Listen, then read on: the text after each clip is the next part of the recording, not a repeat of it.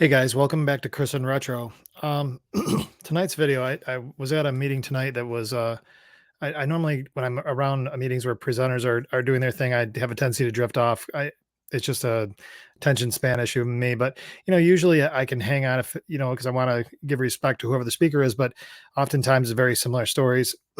And sometimes I find myself, I think, nitpicking other people's stories, which is not good, but I do because I start questioning, some of the validity of it. But tonight's presentation was pretty good, and there's 2 individuals that presented, but there was one in particular that really resonated with me, and I think some of it was some of the feelings and questions I had coming into this meeting tonight, and some of the things I'm working through personally, as a matter of growth, not really any calamity, but just, trying to improve and do these types of things. And, he brought up something that I'd heard before, but never really focused on. And in addiction, one of the things that happens with us is that we come to a place, that crossroads, or that T in the road. I've always called it a T in the road. If you followed me at all for a while, I did a show called 100 Proof Living with my friend Brian Yates. It was a conversation between a cop and a criminal. He was a law enforcement officer. And we tried to approach things that says, we're really, as human beings, a lot of times we struggle the same way, even though society might look at us different ways. That was long before, defund police or anything else. So it resonated better at the time. So we had the conversations in there and we talked about, where people talk about rock bottom, and we discussed that in that show a while back. And I really felt like it came to a T in the road. It's like really where you can't take it anymore, because bottom really never had a bottom for me. I'd always find a new bottom, but it was really the T in the road. Am I going to go left and get my life together? I'm going to go right and burn my life to the ground. And that was really where the decision was for me tonight. I feel like up to this point, and possibly you do the same thing, we measure rock bottom based on the symptoms. And that was really what was called out tonight, is the symptoms, divorce, DWIs, overdoses, hospitalizations, arrests, marriages, in trouble, relationships in trouble, kids hating their parents, children violating their parents' trust by using, and all these things, but they really are symptoms. It's not really evidence. They're evidence of a problem, but not necessarily evidence that you're anywhere near rock bottom. Those things could be, you could go on forever with those types of things if you never get better. But what they brought up tonight was this incomprehensible demoralization.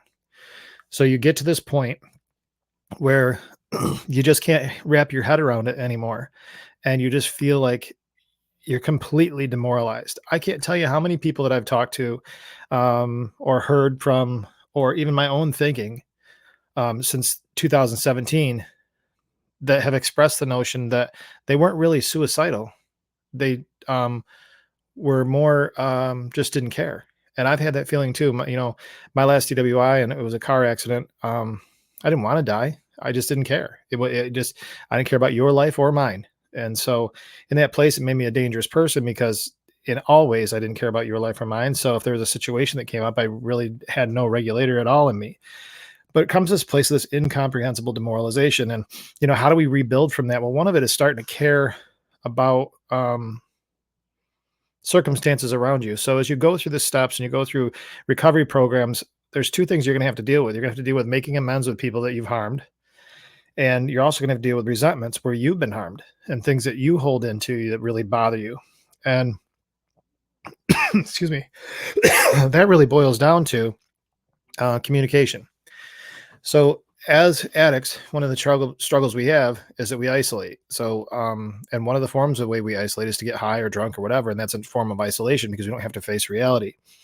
That's a communication problem. So long as we're isolating, we're not asking for forgiveness for what we've done wrong to people. At the same time, we're not dealing with things that we know people have done wrong to us, and they're harboring resentments, and they're things that just eat at our soul and not them. They eat at us. So it's a communication issue. And also, it's a way for us to gain new understanding. As we walk through these journeys together, we can learn new things about each other. What's interesting to me is I actually had somebody come to me and try to make amends with me over something that there was no harm done. It was a money issue. Somebody had been in some financial trouble, asked me for some money on a drop of a hat, and I happened to have a little bit extra that I could provide and happened to meet their need at that point in time. For this individual, they viewed that apparently their motivation wasn't what I thought. So maybe the money need wasn't as serious as it was, and maybe they were manipulating me for use. I'm not sure. We never really got that far with what their motivation was. But what was from my perspective, it was an act of service. So while the person coming to me felt like they did me wrong on my side of it, I felt like I was doing my service as as a person in recovery, and this person was in need. It was a way for me to help. So I viewed it that way. And so even in amends, a lot of times, if we're not having these conversations, we may be harboring things, feeling like we've done something wrong. And in this case, nobody was done wrong. Your heart may have been in the wrong place when you asked for it, but there was no harm, no foul. So the communication around amends and resentments is really important. And so, but we're also coming at it from this lens of incomprehensible demoralization. Like we just feel like all of our substance has been drained from us. And so when we go forward, a lot of times we're coming at it from this really defeated position. What's interesting is it was brought up tonight as well. This gentleman talked about buying real cheap, buy 175 of vodka. And he can remember getting near the bottom of the bottle and getting very stressed because he was trying to figure out how is he going to get more because the bottle's probably going away when there's no liquor stores open. Man, I can relate to that. I remember having backups on that all the time. So, if I was drinking, when I was drinking real heavily in 15 and 16, man, I had a backup around because I couldn't handle that in the middle of the night being out, So you're not even enjoying the drinking because even in the drinking, it's empty at that point. There's another person that shared tonight, and she was talking about how she would start drinking at 4, and it would start with a mixed drink. And then there would be less of the mix and more of the drink. And then it basically was straight booze until she, quote unquote, fell asleep. And she kind of winked that one. Obviously, was just passing out drunk. So all of that is, we get to a point and then also we start to lose things. And these other symptoms I talked about, charges and DWI or divorces and all this other stuff. Now the symptoms start manifesting themselves. And you keep digging deeper and deeper. Now you're so locked into whatever your substance is, especially with alcohol, that it's really hard to break that cycle and get out of it. As you're getting deeper and deeper, and where it stops is when it's incomprehensible, this demoralization. But at the same time, I just always have expressed it. I just couldn't take it anymore. It's really the same idea.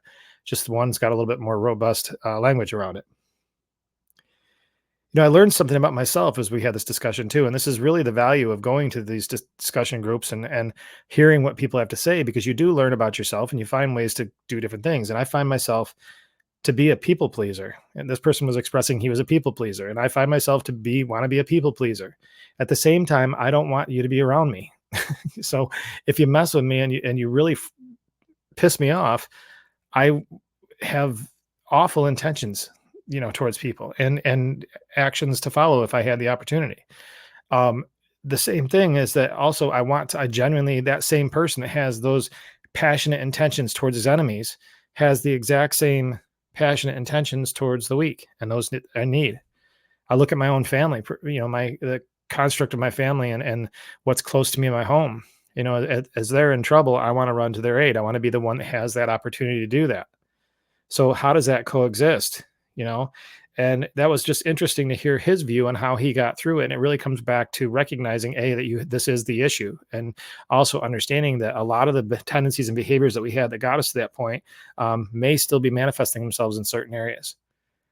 But communication and coming out of it and talking about it and sharing this problem offers opportunities for other people to share their solutions. And so again, it goes back to communication.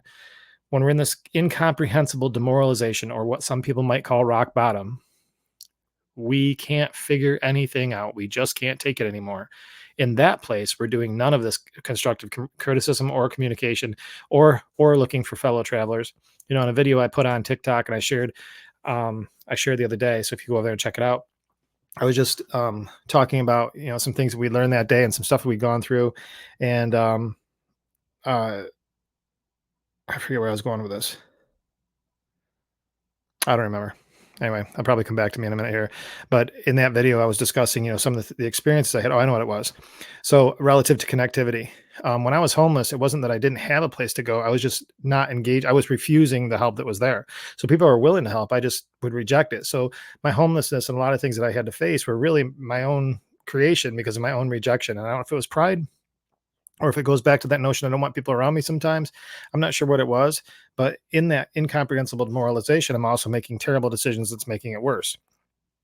And so in so much that I'm willing to engage and work on things like my resentments and the offenses that the amends I have to make with other offenses that I've caused, and I start trying to, regain a footing on my moral ground and my character as a human being, then I can start working on the other things that make me more consistent with communication and honest. And so long as we're not good with communication, we are masters of manipulation and we're masters of misinformation. We wouldn't call ourselves liars because if we did that, then it would make us bad people. So we leave truths out. We tell half truths. We don't tell the whole situation. We characterize things rather than get specific. Those are all ways that we tell lies. And when those that are around us get so exhausted because it's easy to catch us in those things. So tonight was pretty convicting to me. The speaker was out of Buffalo, and I really appreciated his time. Um, that's why you go. I'm not a big fan of needing a meeting or any of this other stuff, but you go and you sit and you talk with fellow travelers. It's amazing what you'll find. And it fortifies the message and the hope that I have in my life and the things that work and don't, because I see it work in other people that apparently have similar struggles. Guys, I hope this was useful for you tonight. You don't have to be any part of the anonymous programs of any kind necessarily to have these victories. What I do think is important is that you're connecting with somebody in some way. Recognizing the spiritual component is one of the most important parts of all of it, along with the actions that you're taking to move beyond. Stop making excuses. Don't isolate. Make sure you're taking care of your business of coming beyond this place of incomprehensible demoralization. I can't take it anymore moment. The quicker you move beyond that through the small steps that you're going to do, the better off you're going to be. Guys, please like, subscribe, spread the word, talk about the channel. I'm really trying to grow this channel now and get some, we've had our membership, our subscriber list is starting to creep up a little bit. I mean, it's still a really small channel, but I haven't really put a lot of effort into it. I really am going to be putting the effort in. So if you could please support me, spread the word, comment in the channel if you have comments about the content here. And, I really appreciate you guys being part of this with me. We are a community. I want to make sure that you understand that is that we are traveling together in this. And a lot of the stuff I'm sharing with you is just day-to-day things that I'm seeing as I walk this journey with you. We've had some encouraging things last week that make this coming week have a lot of hope and possibility in our life. And so I am looking forward to seeing how that all materializes. And I'm sure there'll be things along the line that didn't play out like we wanted it to, but going into the week, sounding pretty good so far. So I hope you have a great week. I plan to have one at this point. Between now and the next time we talk, I'm going to do everything I possibly can do to stay out of trouble. And I hope you do too.